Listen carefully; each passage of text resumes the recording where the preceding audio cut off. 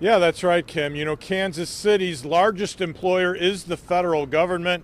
And I spoke to a union representative with the American Federation of Government Employees who's based here in Kansas City. This man actually represents some Social Security Administration workers here in town. And he tells me that there is strong compliance among federal workers with all of the agencies that are based here in Kansas City. Very few examples of people refusing to get vaccinated. In many cases, those who do have concerns are completing the paperwork to seek an exemption to the vaccination. So have these folks faced other vaccination deadlines in the past? And if so, how did they respond to those?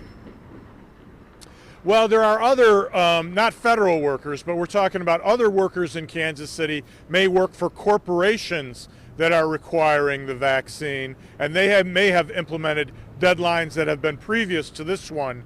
And in those cases, according to national reports, where private employers have implemented deadlines, there are folks who wait until the last minute.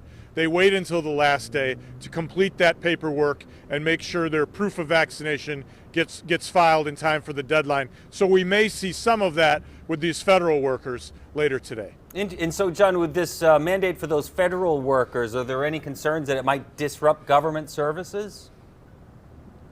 Yeah, if there were a lot of people refusing to get vaccinated or leaving the federal workforce as a result, that could be the case. But according to the federal workers that I've talked with here in town and their union representatives, there should be no disruptions to the federal services provided by government workers. And are government workers here in Kansas City, John, are they back in the office yet, or are many of them still working remotely?